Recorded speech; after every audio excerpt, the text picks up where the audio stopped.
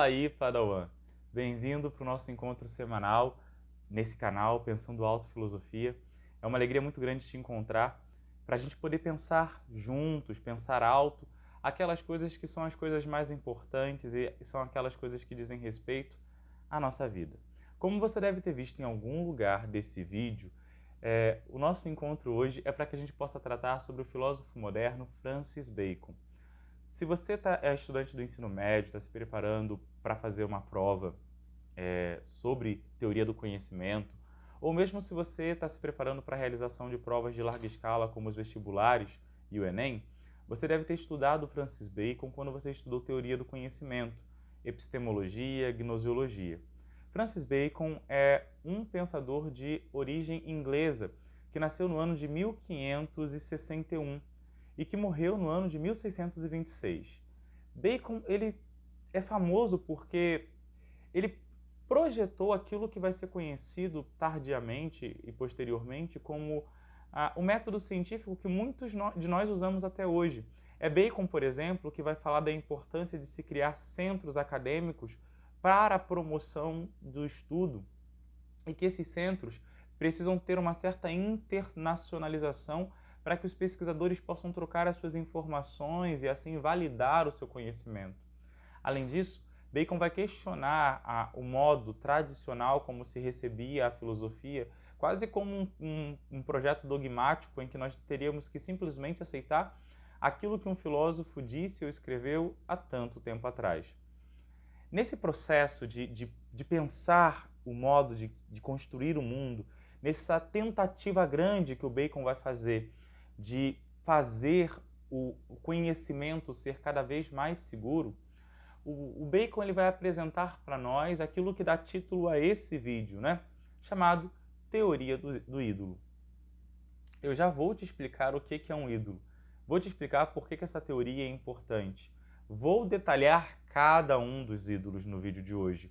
E a gente vai fazer umas interlocuções desses ídolos que Bacon apresenta ali na virada do século XVI para o século XVII com a realidade da nossa vida no século XXI, que ainda é permeada, né, completamente abraçada por tantos desses ídolos.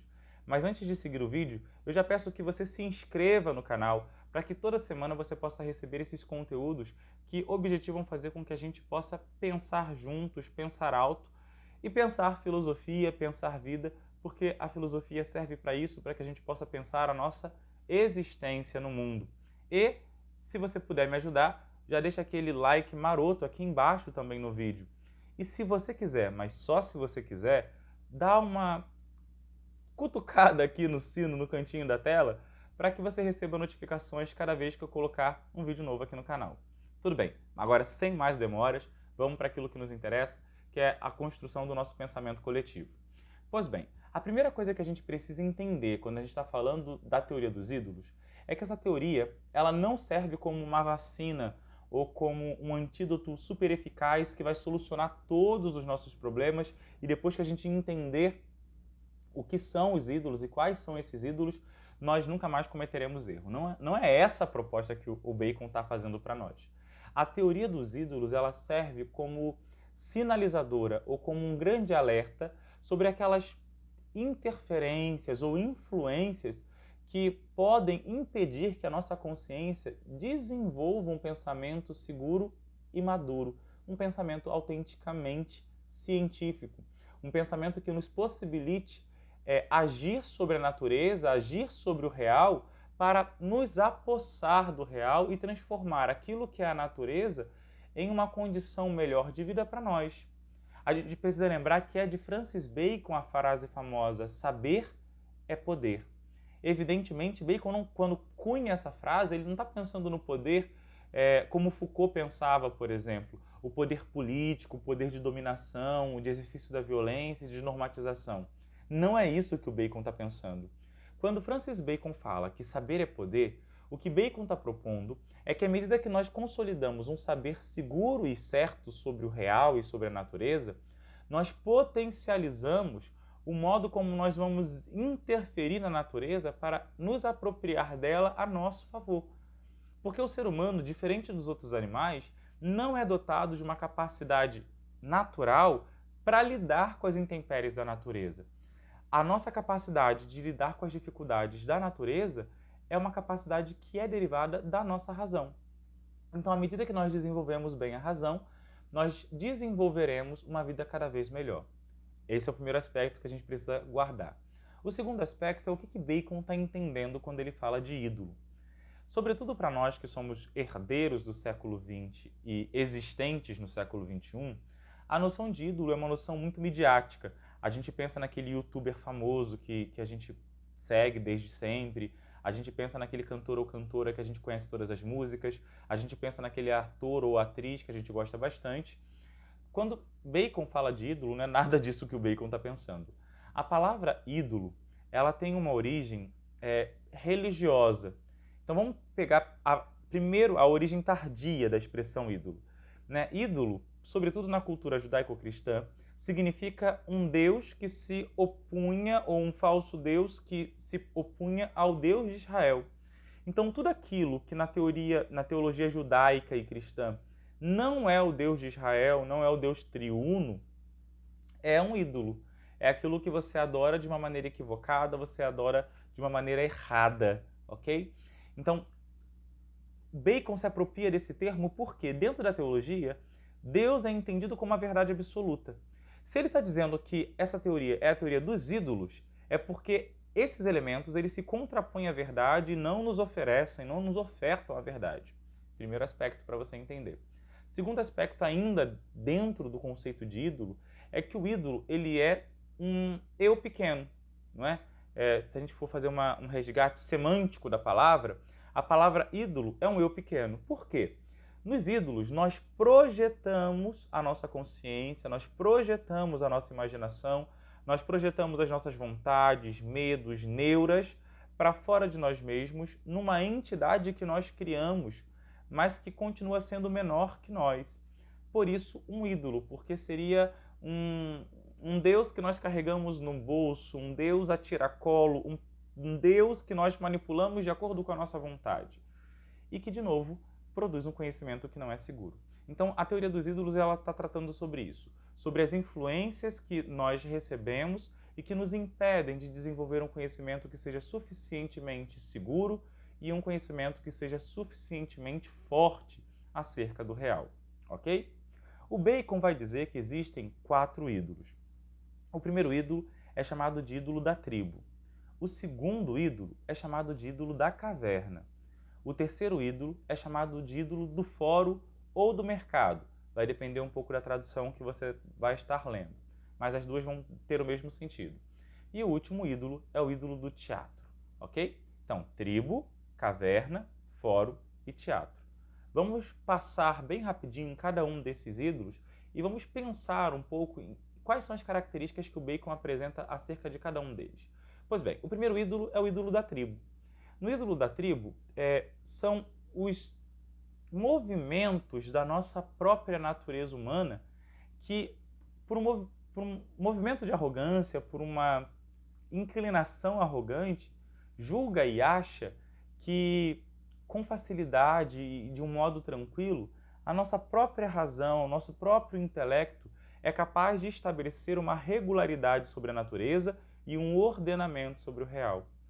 É o ídolo que acredita que a nossa inteligência, por ela mesma, por si só, é capaz de resolver os problemas da natureza e do mundo. E é capaz de compreendê-los, de compreender os seus mecanismos e sua regularidade. Sem testes, sem experiências, sem comprovação. Simplesmente porque nós pensamos nisso, nós julgamos que esse é o caminho verdadeiro.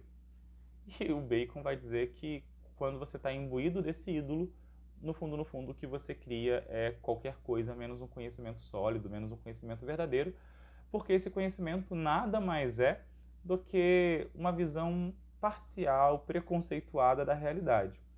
Os 2 exemplos que o Bacon vai dar desse tipo de comportamento são os conhecimentos derivados da astrologia e da alquimia, em que os pesquisadores apresentam as suas postulações, as suas teses, sem verificá-las e sem ter como verificá-las.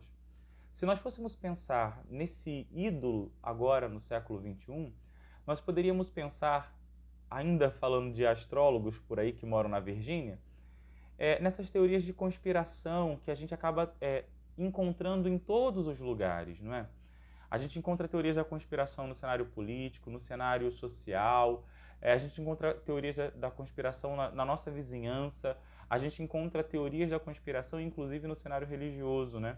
Como você deve ter visto em algum lugar aqui na descrição desse canal, eu sou formado também em teologia e às vezes me incomoda terrivelmente o modo como o texto da Bíblia, por exemplo, é lido por algumas facções religiosas, em que se procura fazer do texto, que é um texto literário antes de tudo, quase que um manual de como o mundo vai funcionar no futuro. E aí as pessoas ficam tentando encontrar nas passagens bíblicas movimentos, como por exemplo o World Trade Center, o atentado World Trade Center, ou então quem vai ganhar a eleição no Brasil, que A ou B é a besta do Apocalipse, entendendo como se o Apocalipse fosse um livro que trata sobre eventos que acontecerão no futuro, e desconhecendo tanto a teologia que estava presente no autor que escreveu o texto, e desconhecendo o método de interpretação que o autor esperava que o texto tivesse. Não estou querendo entrar no mérito religioso. Se você é religioso e se sentiu ofendido pelo que eu estou dizendo agora, super te respeito. Não estou querendo entrar no mérito da sua crença. O que eu estou querendo chamar a atenção é de que muitas vezes a gente adere e assente a determinados conteúdos que chegam até nós sem o mínimo de criticidade, simplesmente porque esses conteúdos colam fácil na nossa inteligência, colam fácil na nossa mentalidade, e eles dão uma certa explicação da regularidade do mundo, e a gente se contenta com isso, como se isso fosse a verdade. O Bacon vai dizer, a gente precisa aprender a questionar. Não é porque eu nasci às 10 horas da manhã do dia X, do mês X, do ano X, que a minha vida está controlada por um astro que percorre a casa de uma constelação que é iluminada pelo Sol. Qual é a prova disso? Quais foram os testes que foram feitos que comprovam isso? Então, a teoria do tribo, segundo o Bacon, é uma teoria que brota da nossa própria natureza, que muitas vezes tende para esses caminhos que são os caminhos mais fáceis. Ok? A segunda teoria de ídolo, ou segundo ídolo, é o ídolo da caverna. Aqui o Bacon está fazendo diretamente uma intertextualidade com a obra do Platão, a Alegoria da Caverna, presente lá no livro A República, escrito por Platão. O Platão diz que a caverna é um lugar de ignorância, de não conhecimento, é um lugar em que nós, em vez de conhecermos o real, conhecemos uma sombra dele. Quando o Bacon apresenta o ídolo da caverna, o que o Bacon está dizendo é que todos nós somos a nossa própria caverna. O ídolo da caverna baconiano, ele é a conformação de cada um de nós no modo como nós vemos as coisas do mundo e no modo como nós vemos a natureza. O que significa isso? É nós colocarmos uma lente de interpretação do real e não sermos capazes de perceber que, apesar dessa lente servir para interpretar determinados fenômenos, ela não servirá necessariamente para interpretar todos os fenômenos. Então, por exemplo, e aí os dois exemplos que a gente poderia pensar, né? O modo como a ciência se arvora julgar aquilo que está além dela, querendo colocar no método científico aquilo que não cabe no método científico. Isso é um ídolo da caverna. É você tentar fazer com que um determinado conhecimento seja acoplado numa outra estrutura que não explica o fenômeno que aquele conhecimento pretende tratar, ok? Então, um primeiro exemplo seria esse. E um segundo exemplo é o da própria filosofia, e o Bacon não tem pudor nenhum em apontar os erros dos filósofos aí. Vou dar exemplos muito concretos, né? Eu gravei há uns dias um vídeo, e eu recomendo que você assista, acho que está valendo a pena, um vídeo sobre Hannah Arendt e o livro As Origens do Totalitarismo. E o livro realmente provocou uma discussão grande na academia, sobretudo no âmbito dos historiadores, mas dentro do meu ciclo muito próximo de amizades, eu tive amigos de história, formados em história, que vieram contestar o conceito de totalitarismo, vieram dizer que era um conceito que não existe e apresentaram seus argumentos. O problema é que eles partem para analisar o livro de Hannah Arendt de uma leitura marxista da realidade, que não é a leitura que a Hannah Arendt está fazendo. Então, assim, você pode até discordar de Hannah Arendt, a filosofia ela não é dogmática, ela não está se propondo dogmática. Então você tem o direito de discordar de Hannah Arendt, você tem o direito de olhar para o texto de Hannah Arendt e dizer, olha, a argumentação foi falha, o conceito não se aplica aqui, enfim, você tem o direito de fazer isso. Mas para que a sua postura seja honesta, você deve fazer isso dentro da obra. Você não pode importar, né? Você não pode trazer de fora uma série de conceitos que não estão presentes naquela argumentação para julgar aquela argumentação como validada por aquilo que ela não está dialogando, né? Então, assim, que o marxismo tem uma proposta de interpretação da história que é válida, disso ninguém está duvidando e isso é maravilhoso.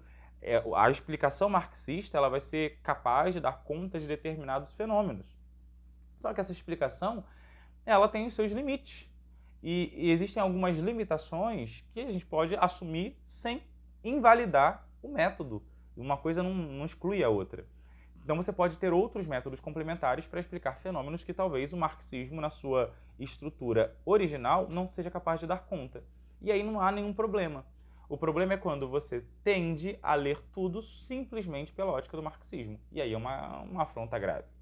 Eu, quando fazia filosofia, ainda na época da graduação, eu tinha um amigo que estudava São Tomás, né? Ele pesquisava São Tomás e era alguém muito atrelado à obra de São Tomás.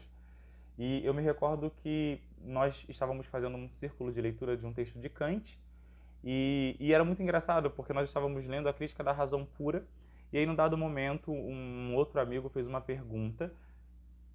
Todos nós estávamos lendo, naquele momento, a Crítica da Razão Pura.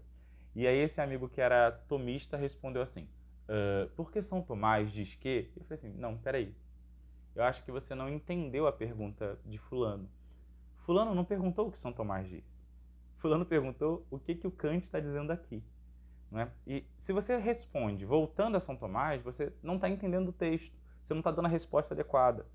E é isso que é o ídolo da caverna. Essa tendência que a gente tem de enxergar a sombra da realidade e julgar a sombra que nós vemos como sendo a verdade inteira. Ok? O terceiro ídolo é o ídolo do fórum, que é o ídolo que acontece nas relações interpessoais, nos encontros que nós estabelecemos uns com os outros. E, sobretudo, esse ídolo ele vai acontecer porque os nossos encontros são mediados pela linguagem, que muitas vezes não é capaz de dar conta, de abarcar o real na sua complexidade. Às vezes, o conceito que eu estou usando de determinado modo é compreendido por você de um outro modo. Às vezes, o texto que o autor escreveu, vamos pensar aqui no Bacon, no século XVII, é lido por você agora no século XXI, apesar das palavras serem as mesmas, numa outra perspectiva. E aí, o conhecimento mediado pela linguagem, se não for burilado o tempo todo, se não for lapidado o tempo todo, ele corre o risco de se perder no mar de vocabulários, de conceitos, né? Então, o ídolo do fórum é esse equívoco que muitas vezes nós cometemos de achar que a linguagem exprime o real. O último ídolo é o ídolo do teatro. E eu acho que esse ídolo é o mais plástico de todos. Por quê? Quando a gente vai ao teatro, quando você vai ao cinema, quando nós nos colocamos diante da Netflix ou do Amazon Videos para assistir um filme, nós sabemos que tudo aquilo que está passando, quer no palco, quer na tela, é uma mentira, não é? É uma construção dramatúrgica feita para que a gente pudesse ter uma certa catarse sentimental, ou um riso, ou medo, enfim. Nós entendemos que aquilo ali é uma produção cinematográfica, uma produção cênica, whatever. A questão é, mesmo sabendo que aquilo que está se desenrolando na narrativa não é real, essa narrativa nos afeta. Né? Nós choramos em determinados filmes de drama, nós sentimos uma certa ansiedade, expectativa, medo em alguns filmes de terror, nós nos pegamos rindo em filmes de comédia. Por quê? De algum modo, nós assentimos que aquilo que está sendo apresentado é uma verdade. mesmo sabendo que talvez não, aquilo seja produzido por alguém para produzir esse efeito. O ídolo do teatro se caracteriza justamente por essa incorporação dos sistemas filosóficos como se eles fossem a explicação cabal da realidade, né? Eu acho que essa crítica ela é direcionada muito especificamente para os filósofos. Eu acho que o Bacon foi muito incisivo nela e eu acho que muito pertinente. Porque a gente que faz filosofia, né, a gente se dedica especificamente, às vezes, a uma corrente do pensamento, a um autor. Vou partilhar com você o meu caso, né? Eu estudo Emmanuel Levinas, que é um autor que vem da fenomenologia, um autor que vem do judaísmo e um autor que está dialogando com a realidade do século XX pós-Segunda Guerra Mundial e pensando o lugar da ética nesse cenário. Então, quando eu vou me colocar a ler outro autor, e eu vou dar um outro exemplo, um autor que eu gosto muito e ao qual me dediquei na minha primeira proposta de mestrado, que foi Nietzsche, eu preciso sempre tomar o cuidado de não ler Nietzsche segundo Levinas. Eu preciso ler Nietzsche naquilo que o Nietzsche está dizendo. Porque se eu me coloco diante do texto, se eu me coloco diante do autor, vestido do sistema que eu estudo, eu não sou capaz de entender aquela realidade, eu não sou capaz de entender o texto, porque eu vou receber o texto, eu vou receber os dados de acordo com um preconceito. O ídolo do teatro, na verdade, revela muito desses preconceitos que nós trazemos em nós, ok? E a gente acaba levando isso como a realidade que precisa ser abraçada, só que não é, não é?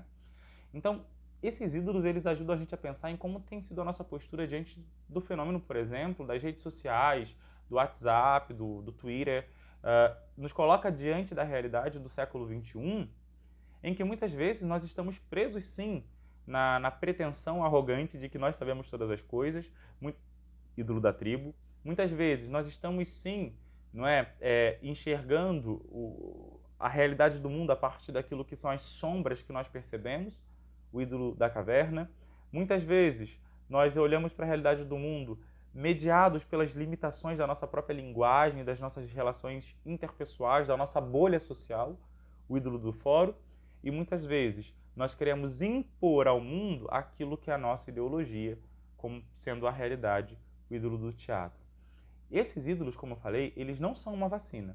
Não é porque você agora conhece esses ídolos que você não vai cometer esses erros mais. Mas eles são um alerta, meio que um sinal indicador, para que quando a gente estiver lidando com a realidade, a gente possa olhar para as coisas e pensar: eu estou tratando da realidade naquilo que de fato ela é, eu estou conhecendo o real naquilo que ele se revela a mim, ou estou tentando impor aquilo que são as minhas construções sobre a realidade.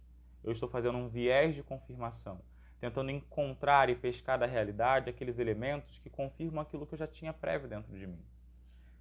Pensar Bacon faz a gente pensar alto. Pensar Bacon faz a gente estar mais atento às informações que recebemos. Pensar Bacon ajuda a gente a pensar além de nós mesmos.